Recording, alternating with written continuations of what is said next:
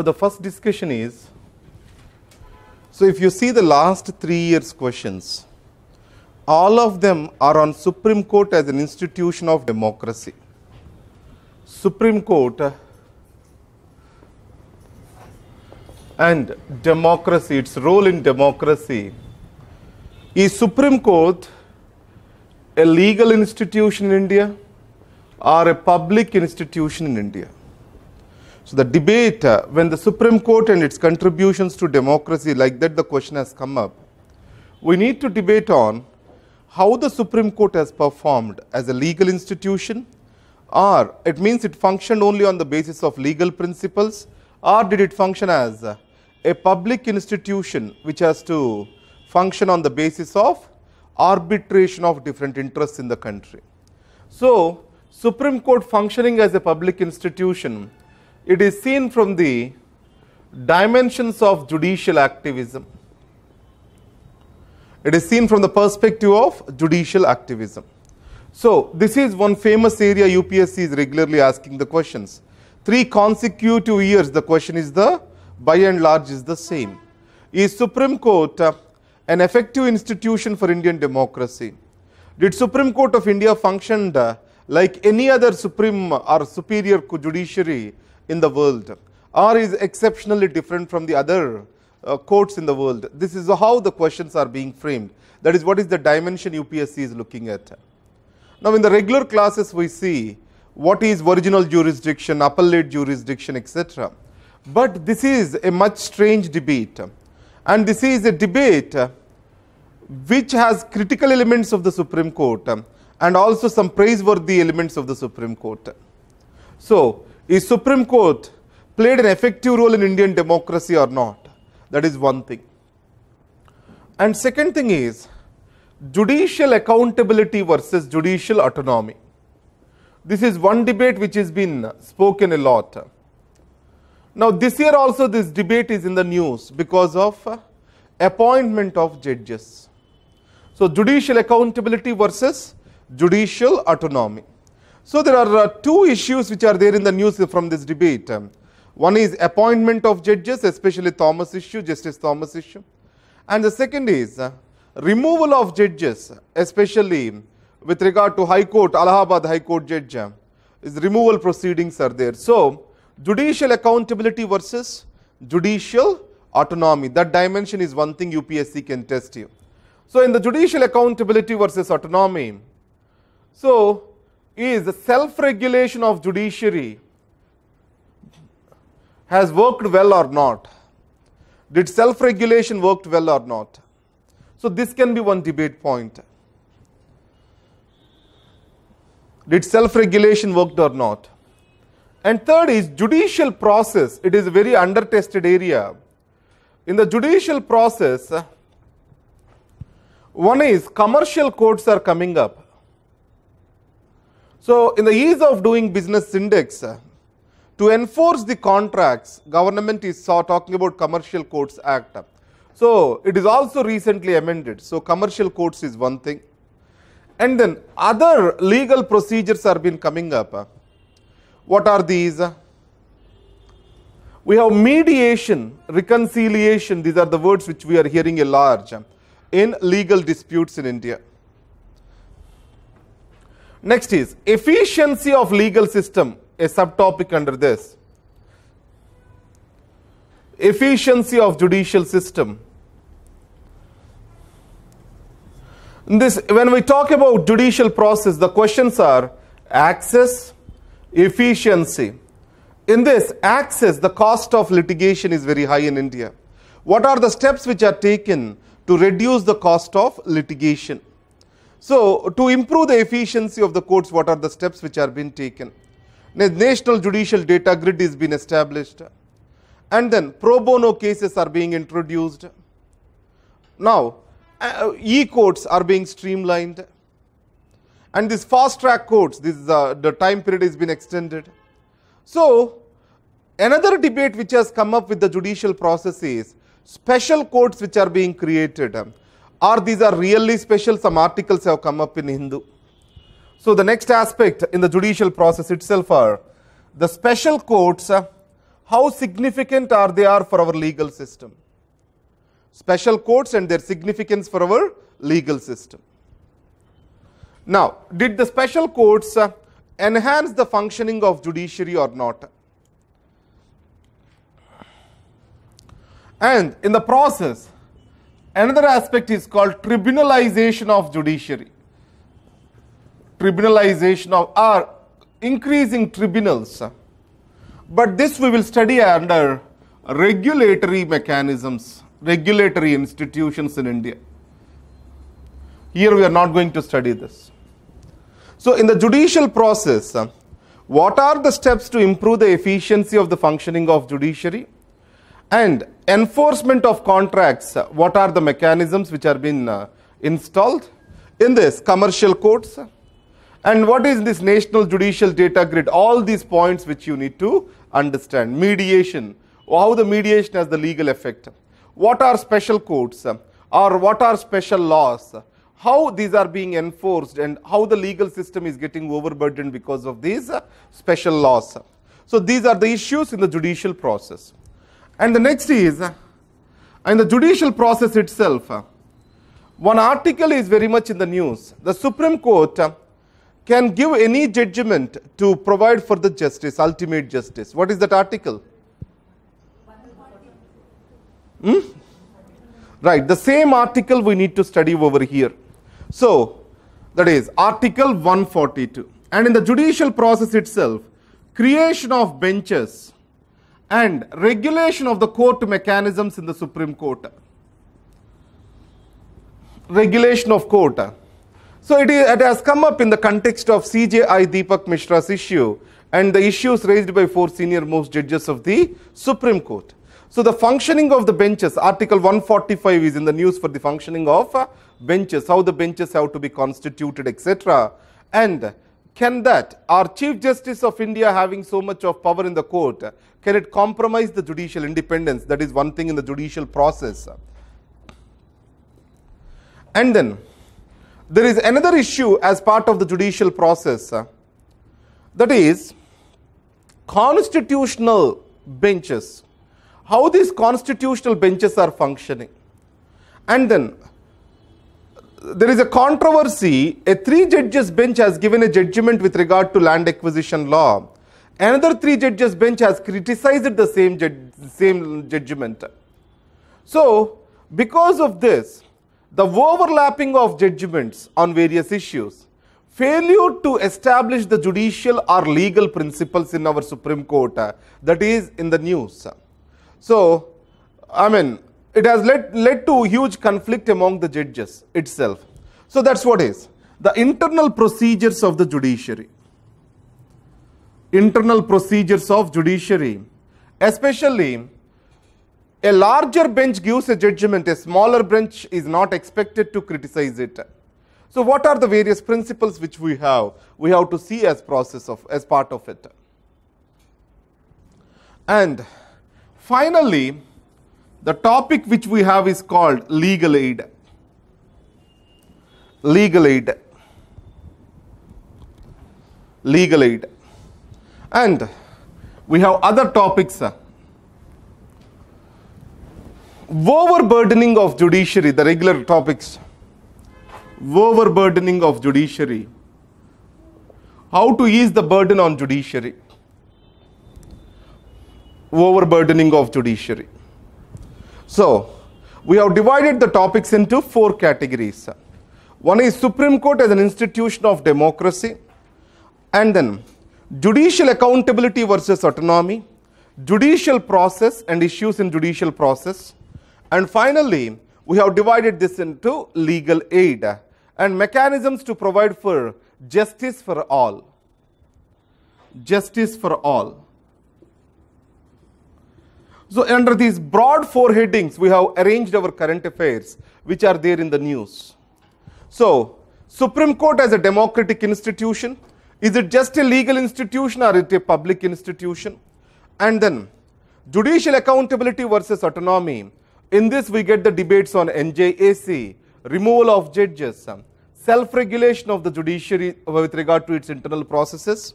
With regard to judicial process, CJI and its role in constitution of the benches, and then efficiency of the judicial system with regard to this commercial courts, mediation, special courts and their significance to Indian judicial system, and then tribunalization of judiciary. So we are going to talk about that in the this particular regulatory institutions, and then Article 142, Article 145, and then whatever the other mechanisms, especially special leave petition is there, appellate jurisdiction is there for the Supreme Court. The number of cases which are coming to the Supreme Court are admitted under the special leave petition are many times higher than the cases that are coming to the Supreme Court through appellate process. Under the special leave petition, the Supreme Court has discretion either to admit the case or not. Now, it means Supreme Court is liberally admitting the cases and overburdening itself. That is leading to huge pendency of the cases before the court. So that's why, how shall we create regional benches is the question. So in the process, what has been stated is, with the constitutional matters and other important matters, we can keep the seat of power or seat of Supreme Court in New Delhi itself. With regard to appellate cases, or with regard to the cases based on special leave petition, you can create the regional benches. That is one of the solution which was given in one of the articles. So that's where we need to give the solutions for the judicial overburden or judicial inefficiency. So judicial inefficiency, infrastructure issues are there. So these all are the regular points which we are going to discuss. And jurisdiction of the Supreme Court, original, appellate, writ, revisory, all these curative, other few petitions are also there in the news, curative petition. We don't need to get into all those things. Just under these four broad headings, we have to make the debate. Did you get the scope of this particular topic? Now, UPSC till now, from 2015, it has tested only this topic. Supreme Court as an institution of democracy. So obviously this year, this topic is very much in the news and judicial process is very much in the news. One of the topic can be a question to you if they want to ask the question on judiciary. Right, write down the questions. And today I am going to deal only with this particular topic. Right, I have to do some more research on these topics. Yesterday I failed to do that. I am going to do these topics in tomorrow's class. And I request you to attend these Ashley sir's, essay writing classes. Essay writing means these are meant to develop your writing skills. These classes will be for 1 hour for 7 days. Right, these classes are totally for free, don't worry about that. Right, why we are asking you to attend those classes? Once you learn the art of writing an answer, it is just like learning how to swim. Once you learn the swimming, you can swim anywhere. But the technique of swimming has to be learnt. So, I want you to attend those 7 days classes. It will be for 1 hour a day. Half an hour he will discuss, and the remaining half an hour he will make you write, and he will sit next to you and he will correct the papers, line by line. So, we are making the people into small groups of 10 each, because no skill can be taught in a bigger group. So, the 10 students one group, first week is over, another 10 students into another group, the second week. That's how we conduct the classes. Once these 7 days classes are over, then we can focus on enlarging the scope of our writing. We will lose the fear of writing first. Then we can start writing the answers. Right, those writing skills classes for 7 days. Please attend them. And he is a teacher who taught in St. Stephen's in New Delhi, and he has got relatively good experience with answer writing. And he is going to challenge all the myths which you have in your mind. And he is going to make you unlearn those and relearn the new techniques. Because as I said to you, we have to increase at least 25 marks in our general essay. So that's where we need to focus upon. So your English teachers corrects the general essay paper, obviously. I want you to focus for 1 week with him, sit with him and get your answers corrected. Write and get them corrected. So the group will be 10. So I think some 5 to 6 groups will be formed. So only one group at a time he will be working on. After that 7 days classes are over, whatever you write, so that will be corrected by them. But 7 days is meant to teach you the technique of writing. Right. Please write down the questions for today.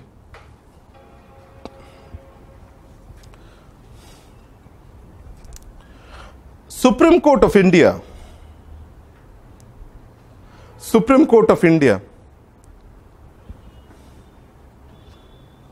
has two faces. A legal face,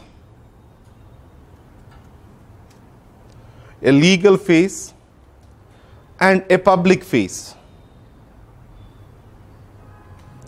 A legal face and a public face. Both these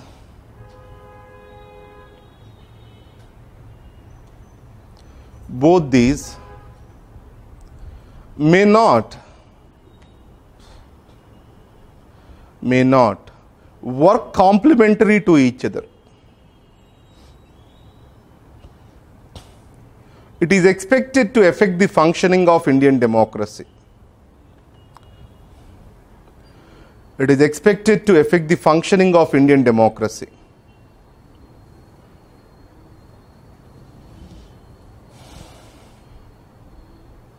Indian democracy. Analyze. Second question. Judicialization of politics.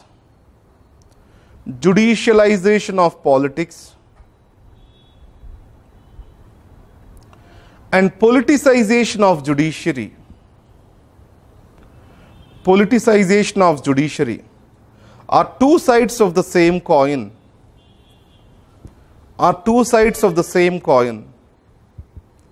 It is in the context of recent controversies we made this question. It is a statement given by Pratap Bhanu Mehta. Judicialization of politics and politicization of judiciary are two sides of the same coin. And third, a rise of Supreme Court in Indian democracy. The rise of Supreme Court in Indian democracy cannot be equated with the rise of constitutionalism. Cannot be equated with the rise of constitutionalism.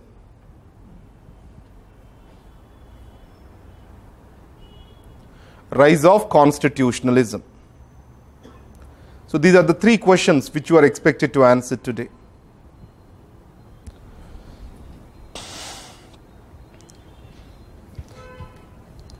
Now, when I say this question, Supreme Court of India has functioned both like a legal institution and a public institution. What does that mean? Now, as a legal institution, it is the final court of the land. It has to review the constitution, and also it has to adjudicate the various disputes as the final court, or it has got its own original jurisdiction. So these all matters make it as a legal institution. Our constitution has envisioned Supreme Court as a legal institution. As a legal institution, it has to adjudicate the matters on the basis of legal principles, established legal principles. To what extent Supreme Court stuck to it is the question. So, as a public institution, the Supreme Court is trying to arbitrate between different competing groups in India. Let's talk about reservations.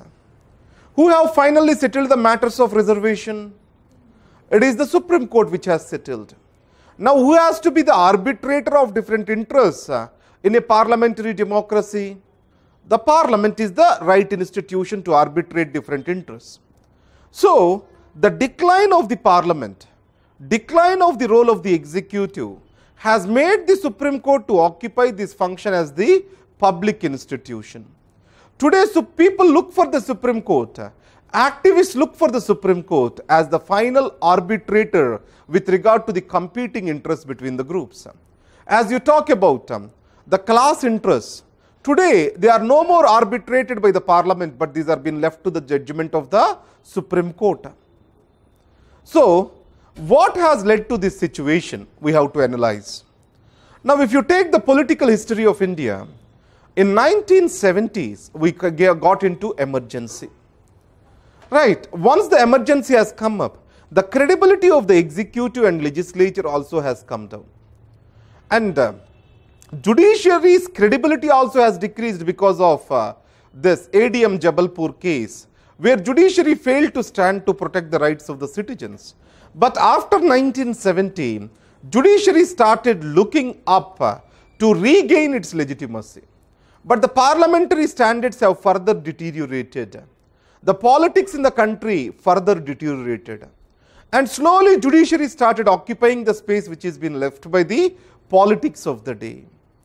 So this can be visualized or this can be learnt from various judgments of the Supreme Court. So the judiciary by itself has expanded its jurisdiction.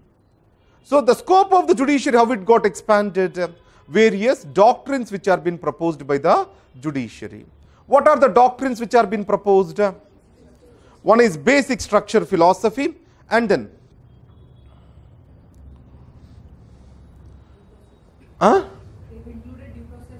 so Menaka Gandhi judgment, it has brought in the due process thing.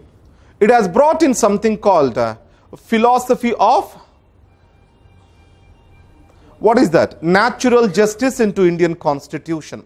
Along with this, it started interpreting various articles and rights together. And third important thing is, Supreme Court has expanded the Article 21 and its scope. It has improved or increased the scope or interpretation of the Article 21, that is right to life and liberty. And DPSP, Directive Principles of State Policy, which are left to the discretion of the Parliament to enforce, have started more and more becoming enforceable rights. So the liberal interpretation of Article 21.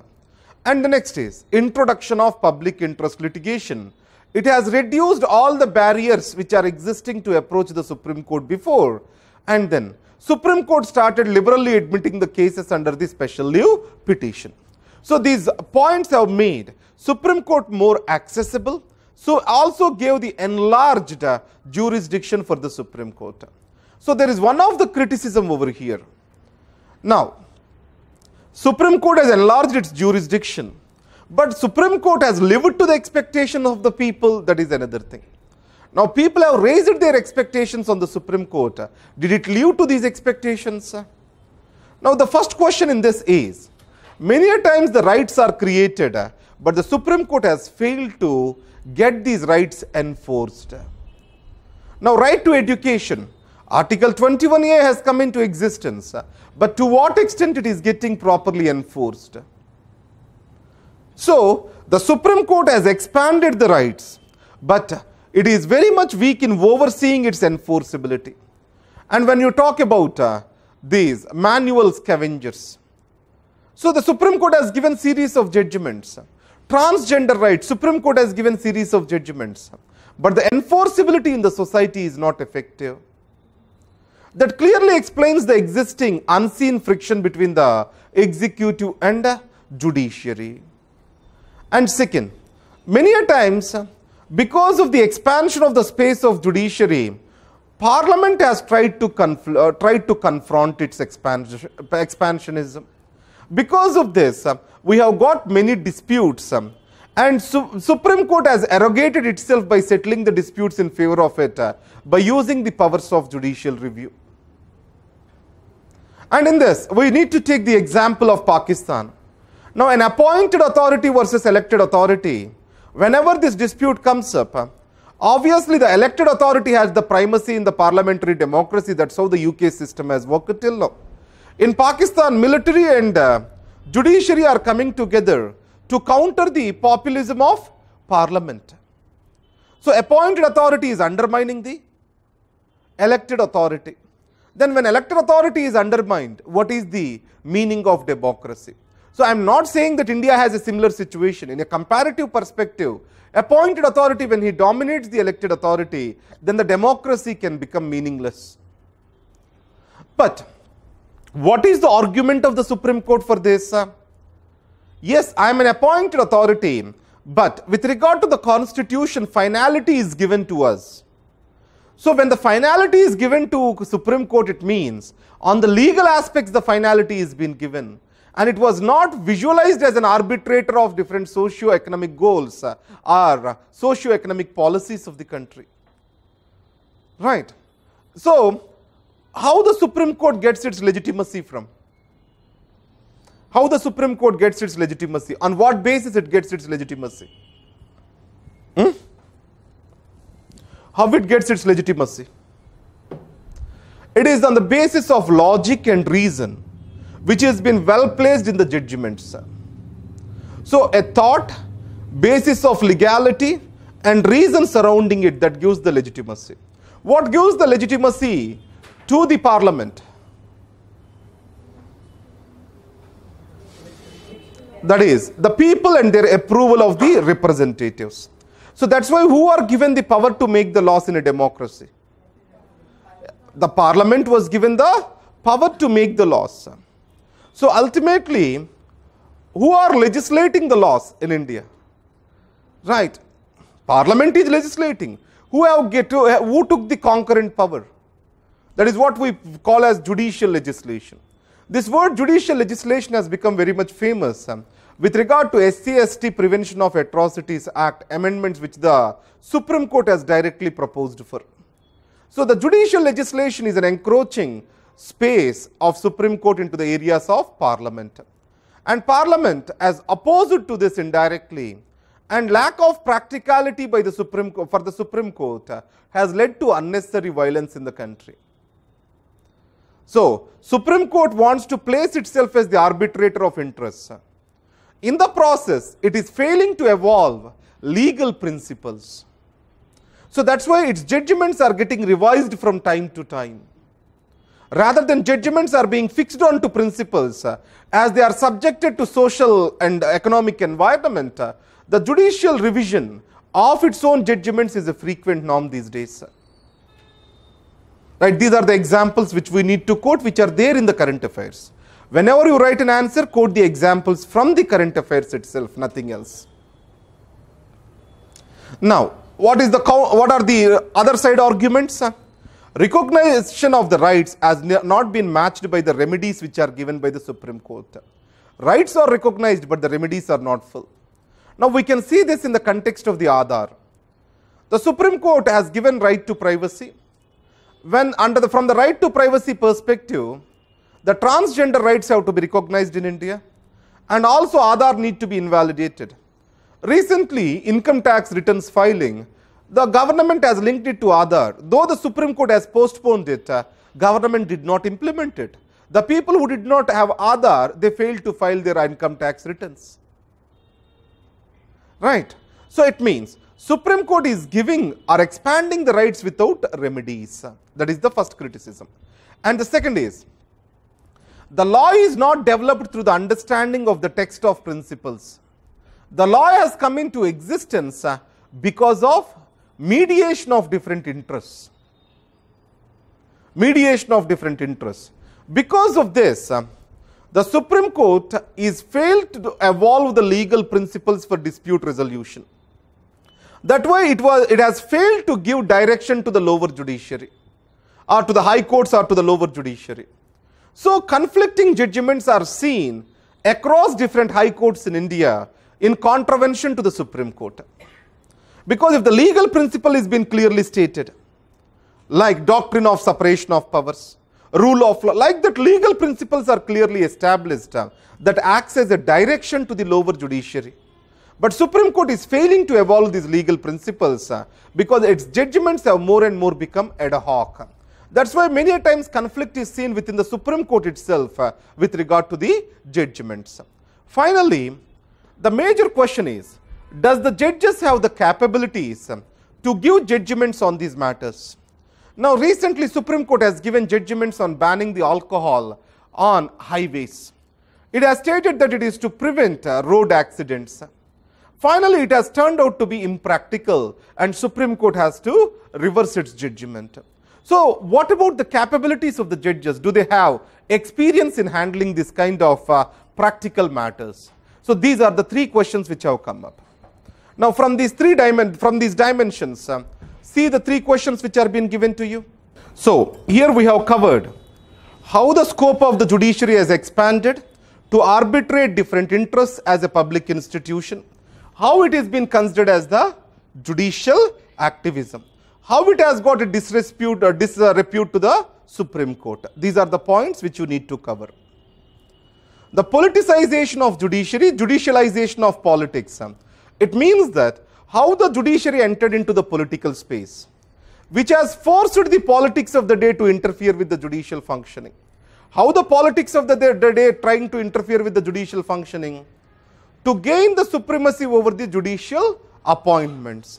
How the judiciary has entered into the scope of politics by arbitrating the various interests of the people, which is naturally a function that belongs to the parliament. That's how the scope of answer has to be evolved. Right. So this is one debate. Now the second is judicial accountability versus autonomy. So in this debate, what are the issues we need to remember from the historical point of view? From the judicial history, what are the points we need to remember to argue? Why the collegium system has evolved in the first place? Now, does the judicial independence need judicial self-regulation or not is the second question. Does judicial independence comes only from the judicial self-regulation? The notions of the self-regulation of the judiciary are not undermining the judicial accountability. In the name of the self-regulation, judiciary, a democratic institution, is it really accountable to the people, accountable to other institutions? Is that not disturbing the checks and balances? So from these dimensions you need to think. So the two classical examples you need to remember are Hansraj Khanna, the famous Hansraj Khanna's episode, and then how the judicial independence was compromised during emergency. And the third thing is the conflict between executive and judiciary, especially in the case of the Thomas case, in the appointment of appointment of judges by collegium, and you have this NJAC, and then with regard to judicial accountability, you have this judicial accountability bill which has been lapsed now. So these all the points has to reflect in your answer. Now what are the international practices? If you see in the United States of America, everywhere, executive has a role in the appointment of judges. Now, why the executive was given the role? It comes from the doctrine of checks and balances. India also gave the executive the role to appoint the judges. But the executive has overstepped its role to politicize the judiciary, or to get something called as committed judiciary. What is meant by committed judiciary? Already we discussed it in the regular class. So now, we need to free the judiciary from the clutches of the executive. For that we got the collegium system. Is the collegium system is an effective alternative is the next question. So, by bringing in the collegium system, did we move from one worse situation to the other? So what are the problems of the collegium system that we need to talk about? What are they? So obviously the first thing is, it's too opaque a system, and there is no secretariat. And the third thing is, no civil society involvement, and there are complaints of nepotism, ad hocism, and then the state or government regularly complains that the appointment process is getting delayed because collegium is not sitting regularly to recommend the judges. So the delays in appointment, lack of efficiency, because of lack of regular appointments, obviously it is leading to non-filling of the posts. And judiciary accuses the executive that it is not approving its appointments. And executive says that it is not recommending the sufficient names to fill the vacancies, because these are also the senior most judges who have to sit on Supreme Court benches. The collegium has to meet frequently. And then, so if nepotism, these are very serious complaints, we need to have transparency. And then, the miscarriage of justice can happen because of the delay in justice. And most important constitutional matters are postponed in India. And because of this, constitution itself is becoming non-functional on important matters. So, there is a study which has been conducted by Center for Developmental Societies and the Center for Judicial Accountability. What it has found out is this, and there is Rule of Law project in India. So, this Rule of Law project, what it found out is, the judgments given by different courts on the same issue under the same circumstances is widely varied. It means if the rule of law has to exist, the judgment has to be same across the courts. Right. So the judgments today in India has become to the respective interpretations of the judges rather than to the interpretation or rather than to the legal book of the country. So then obviously that is a threat to rule of law. So judicial accountability versus judicial independence. So these two things we need to discuss. So here appointment of judges and the removal of judges, especially higher judiciary. What is the thing? In the higher judiciary only the possibility is removal by the Supreme Court. And none of the judges can be removed through this process because it's a lengthy process. And even in the removal of the judges, we have got the interference of the judiciary through Judges Inquiry Act. Now, this appointment of judges is a major area of confrontation between the executive and the judiciary. Executive and judiciary. And in the process, who is getting worst affected is the poor and marginalized who are being deprived of the justice on time. So those are the points which you need to discuss. So in Telangana, especially in the management of the lower judiciary, Anti-Corruption Bureau has arrested few of the judges, ACB. So that has exposed the dark side of the judiciary, dark side of the functioning of the judicial system. So these are the points which we need to discuss. Yesterday also in the newspaper that is there, ACP shall not ride on the judges. And that's a compromise on the functioning of the judicial independence. That's how it is been seen as. Because ACP is an executive agency, and if it is riding the judges, and obviously the executive is able to maintain one or the other form of the control over the judiciary, that's how it is been seen as. Or else a special mechanism have to be created under the supervision of the High Court to ensure that the practice of the corruption is being done away with in the judiciary. That's how we can see it as. So this is in a nutshell about the functioning of judicial accountability. So you need to remember the historical judgments, emergency, how the judiciary is compromised, what are the recent issues. These four have to be intervened to write an answer for any question related to judicial accountability versus judicial autonomy or judicial independence. So most of us, what we write the answer without interlinking with the recent happenings around the issue. Any answer has to be interlinked with the recent happenings around the issue, then only we can gain more marks in that particular question. And these areas, judicial process and also legal aid, what are the new developments? I need to do some homework. I will give it this class tomorrow. Right. The next topic is, I will talk about health today. And RBI and accountability mechanisms in India, I will do it in the next class for you. So health, write down the questions. And on this also please write down the question. On judiciary, judicial accountability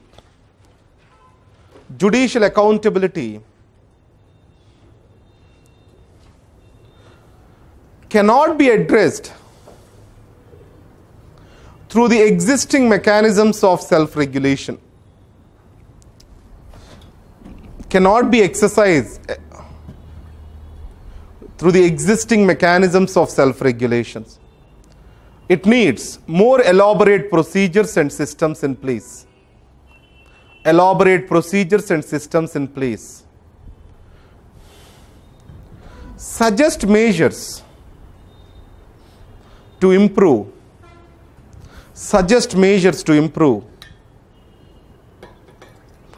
effectiveness of judicial functioning.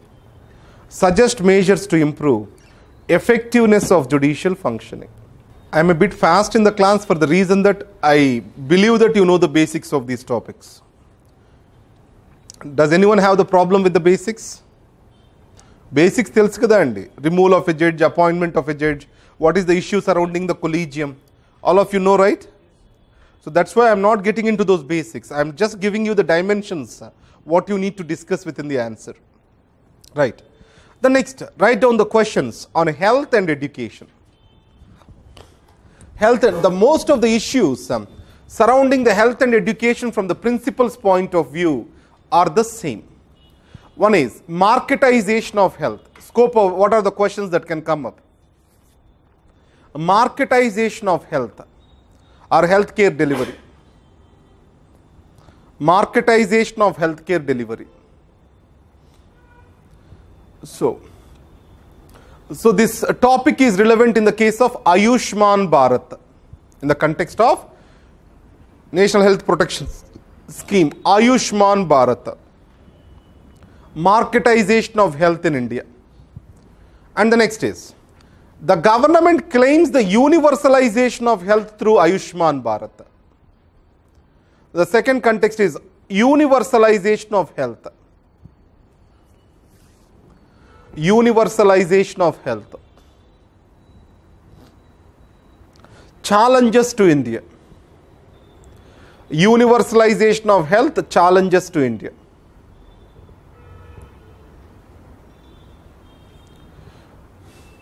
Next.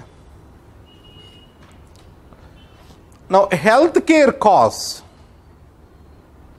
Healthcare costs. Healthcare costs, a comparative study. Comparative study. Comparative study. And other subtopics they can ask are preventive healthcare, preventive healthcare, promotive healthcare,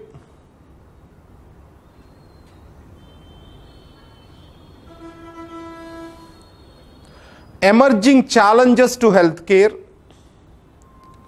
emerging challenges to healthcare. In the context of Nipah virus, epidemiology can be a question under the health, because that is remarked as the best successful prevention of spread of a disease, even by WHO. The diagnosis and containment of Nipah virus is been cited as the best example of containment of an epidemiology or a disease, spread of a disease, especially in a developing country such as India. So from that context they can ask, what are the mechanisms that have worked in Kerala, or you can quote that as an example in your answer, how effective the healthcare system, public healthcare system can be delivered. So in the Nipah virus containment, there is no role for the private healthcare system. The entire disease burden was handled by public healthcare system.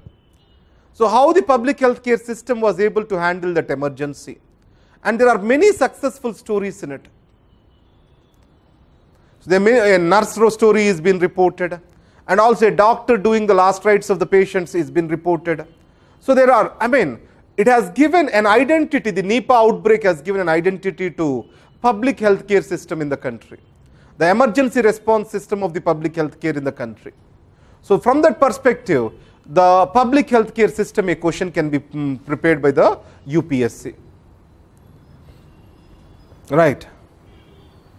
Now, till now broadly the UPSC questions in healthcare are on privatization, that is market-based delivery of healthcare. These are based on privatization, or largely these are based on universal healthcare. And then public healthcare and delivery systems. How the public healthcare delivery system in India is. So on these three areas, either you talk about promotive care, preventive care, you need to emphasize on the public healthcare delivery. Now, what are the recent examples which we saw across the world? Now, if you go to Bangladesh, the disease burden was decreased drastically through this WASH. And Bangladesh has achieved zero open defecation. And India is trying to achieve the same through Swachh Bharat. So the sanitation as a promotive factor for the health that is being discussed in the light of the Bangladesh. when Prime Minister Modi and Ms. Hasina Sheikh, when both of them have inaugurated this talk in Shantiniketan, Prime Minister has praised the Bangladesh achievements in the sanitation and other health care. And then Thailand. It is close to universal health care. Thailand, close to universal health care. How did Thailand achieve the universal health care? How did Thailand achieve the universal health care? How it was able to improve the access to health care? Now, it was able to reduce the cost of health care delivery. It was able to reduce the out-of-pocket expenditure, Thailand.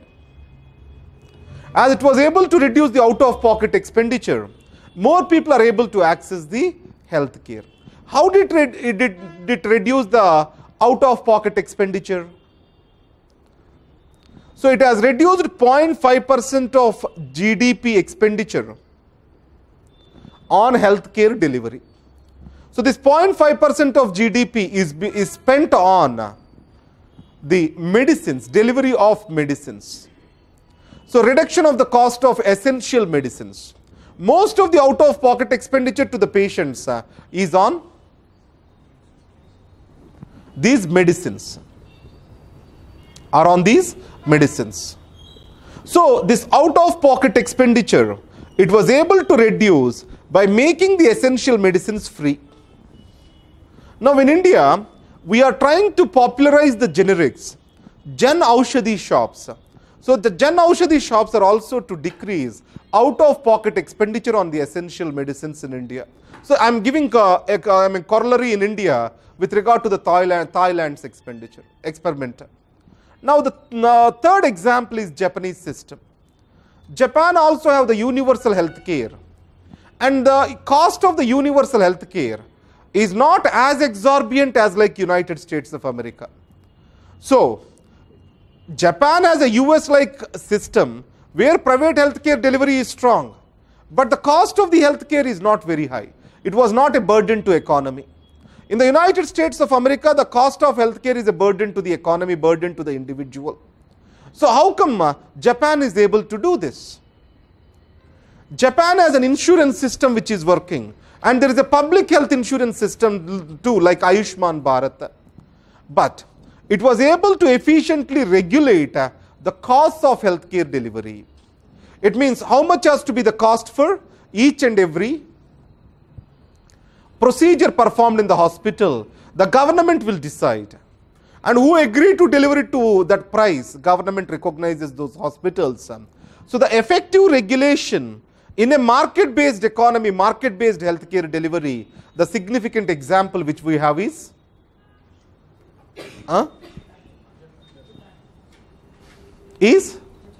Japan. So we have 4 examples in hand. What are they? One is Bangladesh, that is WASH, and the second is, what is that? Thailand with regard to the reduction in out-of-pocket expenditure. The third thing is Japan. So the effective regulation of the market-based healthcare delivery system. The fourth example is Sri Lanka. The fourth example is Sri Lanka. So in Sri Lanka, malaria was totally eradicated. So the fight against communicable diseases, how can it happen through people participation? The clear example is malaria eradication in Sri Lanka. All these are the news in the Hindu itself. Malaria eradication in Sri Lanka. People participation. So it means you have certain evidences to prove your points in your hand. Now, let us compare the state-centric healthcare delivery system and the market-centric healthcare delivery system. So what are the best examples for state-centric healthcare delivery system? One is Cuba, a state-centric healthcare delivery system. NHS, National Health Services. NHS is in which country? UK. NHS. And market-based healthcare system. You have United States, Japan, these are all market-based healthcare delivery systems. Now when we compare these two systems, where the cost of healthcare delivery is less, in which system? That is state-centered system. And the second is, where the physical access, the financial and physical access, I'm talking about access, where the access is better, the financial access, state-centric healthcare delivery system. Where the physical access is better. Now, let's take in India, rural and urban areas. In the context of Ayushman Bharat, can it function better in the rural areas? Is it expected to function better in the rural areas? Why? Because there are no hospitals in the rural areas. Even if you give insurance, when there are no hospitals in the rural areas, how the people can get the health services? Right? You can devise the wonderful insurance mechanisms which are market-based mechanisms. When there is no healthcare infrastructure, how it can be delivered? So rural India suffers from lack of physical access. If you keep the insurance mechanism is trying to address the problem of the financial access, then what about the physical access? So the physical and financial access, both are better in the case of state-centric delivery system. Now Ayushman Bharat is able to address the problem of financial access by the state taking the health risks into its account. It means it's able to ensure the health care of the citizens. But what the factor that is undermined? Still the physical access. When I compare these two mechanisms, state-centric mechanism and market-centric mechanism, the 2 points which I am able to deliver to you are, state-centric mechanism is able to deliver the health at a cheaper cost and also able to provide for greater physical access to health. Now, if you talk about China, with regard to access, there is a unique model in China, healthcare access. One is, healthcare is a collective burden in China. Now, insurance mechanism, it makes it a collective burden or an individual burden? It's an individual burden. My health is my burden. But in China, health is a collective responsibility. Health is a collective responsibility. How? Now, the community pools up the money and the entire community is responsible for everyone's well-being. Right. So, today the China wants to change from this collective system to individual system which is insurance based. There is a lot of opposition in China for this shift. So, this collective healthcare system, a kind of collective community healthcare policies, healthcare insurance, I'm just quoting a system.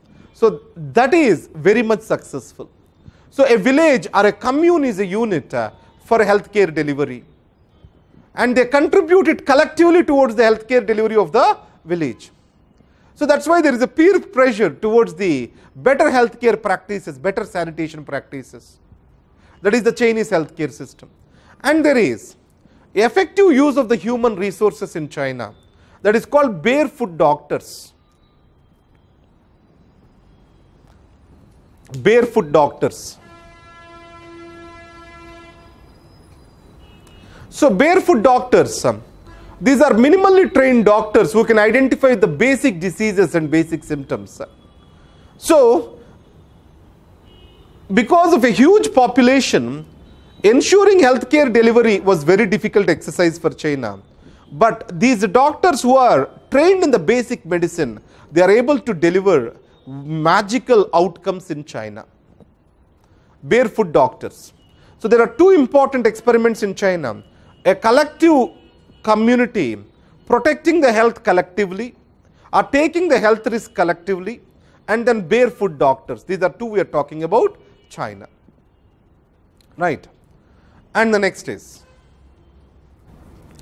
when we come to India, how the China is able to deliver a low cost healthcare or Cuba is able to deliver a low cost healthcare? the human resources costs or development of the human resources was the responsibility of the state. But today, the development of the human resources in the healthcare sector is more the responsibility of the private sector in India. Privatization of medical education is the issue. In the privatization of the medical education and regulation of medical care, so we have National Medical Commission Bill, which has been converted into an act that is there in the news. The Medical Council of India and its failures to regulate the healthcare sector. As I said to you, in a market-led economy, regulation has to be there. The regulation has to be all pervasive. In India, neither the healthcare delivery is regulated, nor the health education is there, or else medical education is regulated. So to improve that system, what we are trying to bring in? National Medical Commission Bill. Now, what are the controversies of the Medical Commission Bill that we see as part of a separate question? But from a larger picture, this is what is the debate is.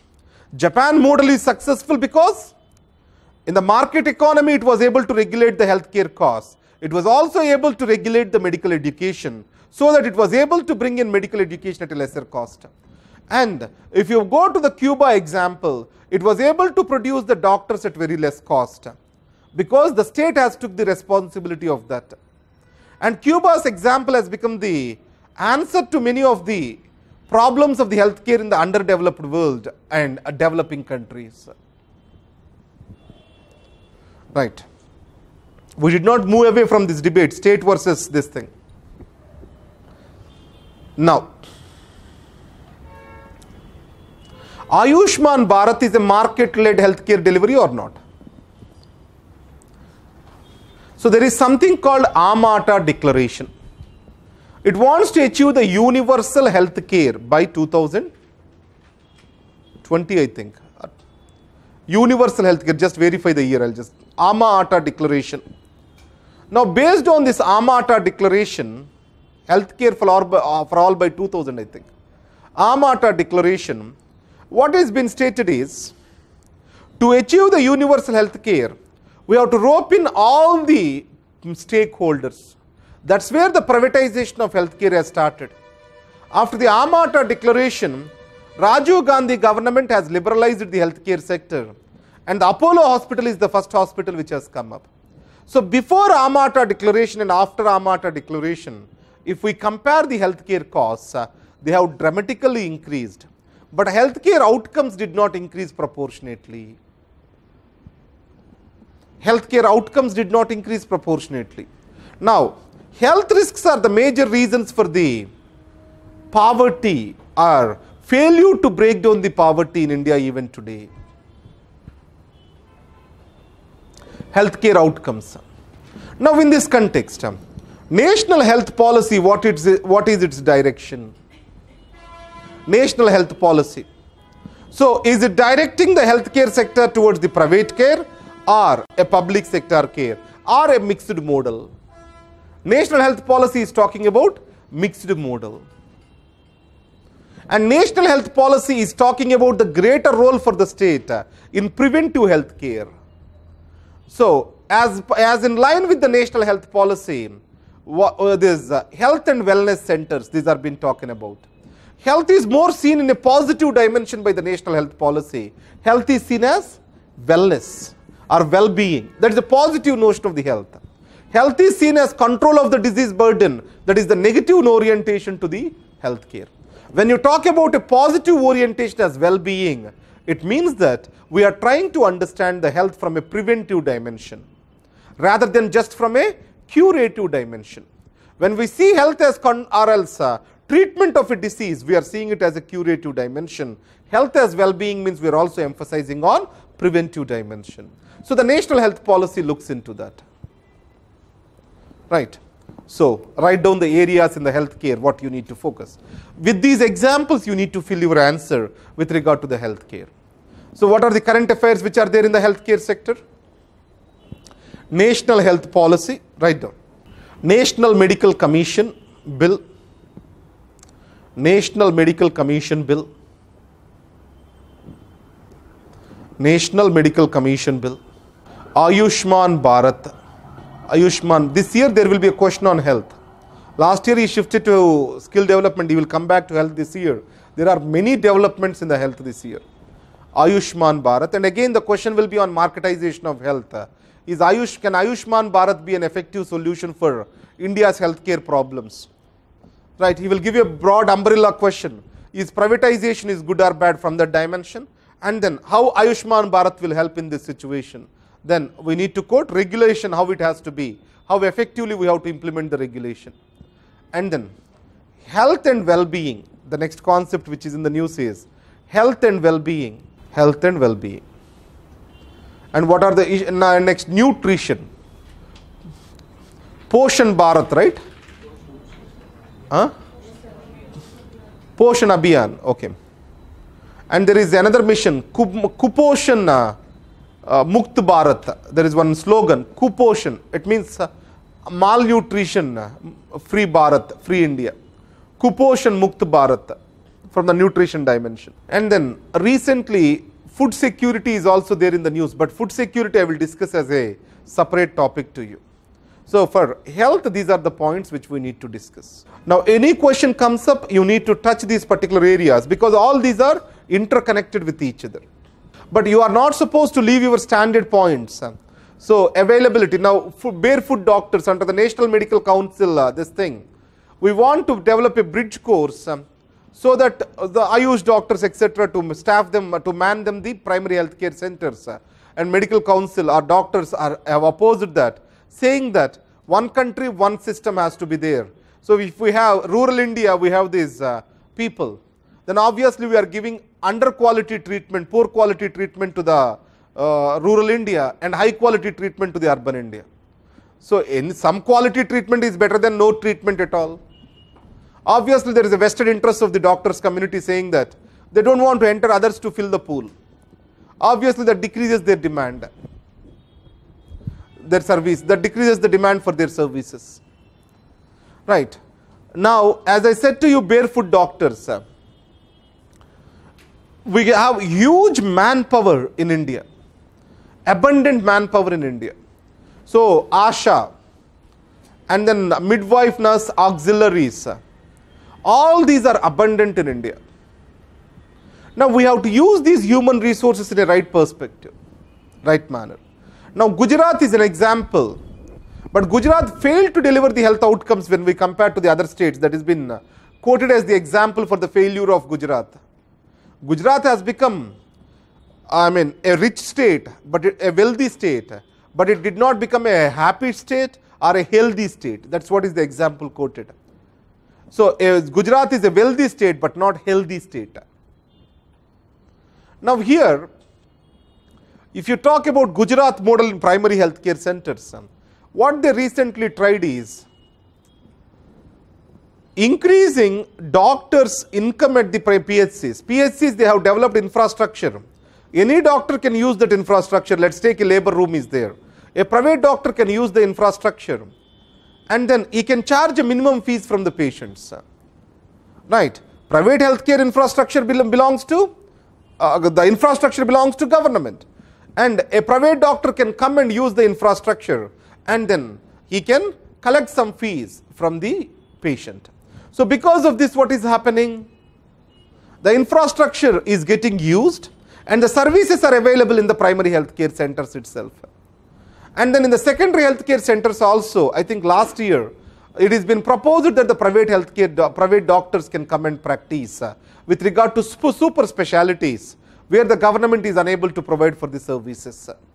So more and more private healthcare setup is been open to the public healthcare setup is open to the private doctors. That is one system India is trying.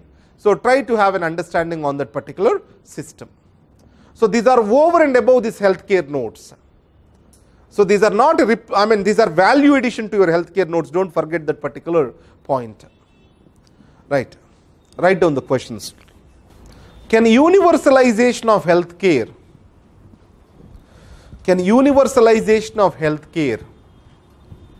be achieved? Universalization of healthcare be achieved through universalization of insurance mechanisms, through universalization of insurance mechanisms. Express your views. Can Ayushman Bharat be a solution? Can Ayushman Bharat be a solution for healthcare woes of India? Healthcare woes of India. Second is, major challenge of Indian healthcare system. Major challenge for Indian healthcare system is appropriate use of human resources. Is appropriate use of human resources. Is National Medical Commission Bill geared in this direction? National Medical Commission Bill geared in this direction. Is geared in this direction. Is geared in this direction. Geared in this direction. Right. The third thing, universalization of healthcare. Universalization of healthcare is achieved through involvement of the state. Through involvement of the state in one or the other manner. Involvement of the state in one or the other manner. One or the other manner. Other manner. In various countries. Various countries. To what extent India's experiments with private healthcare delivery can be successful. Can be successful. Can be successful to achieve health for all. To achieve health for all. To achieve health for all. Health for all. Health for all. Next, national health policy. National health policy has rightly defined health as well-being.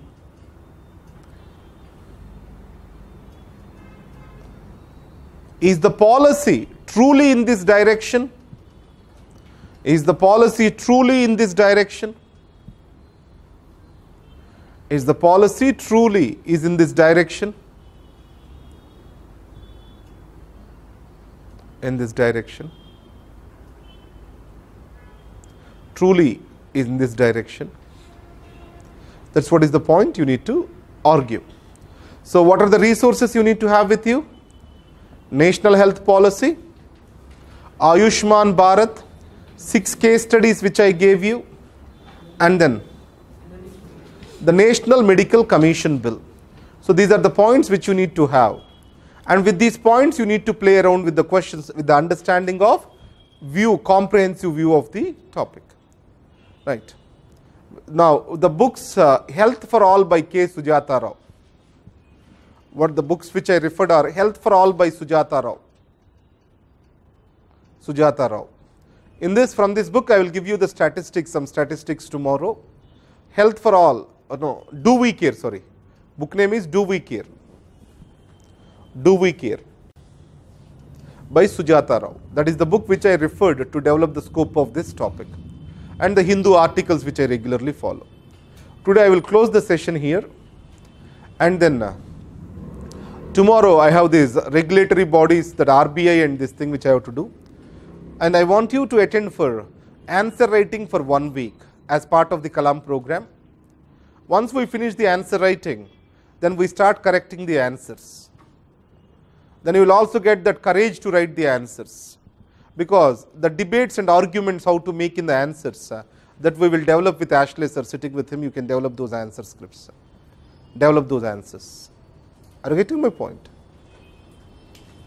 Right, tomorrow I think 1 hour he will take, half an hour he will take the class, half an hour he will make you write, and then half an hour he will correct your paper, showing common mistakes which you are doing.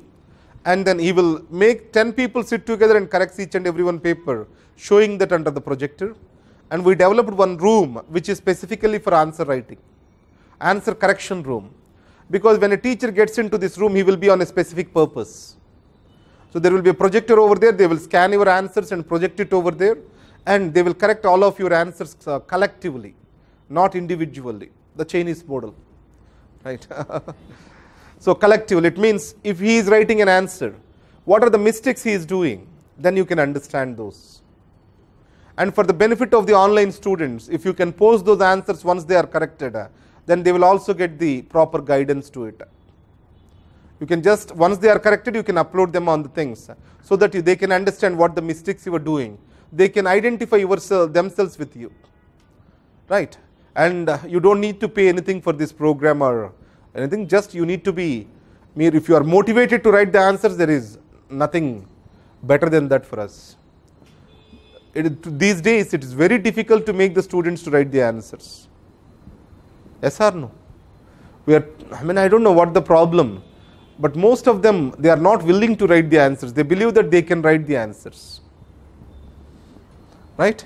So in 7 days, we will work on that. So it will not be for all the students. 10 people in a group. The 10 people in a group. After 10 people, their skills they are being worked on one-to-one, and we go for another 10 people.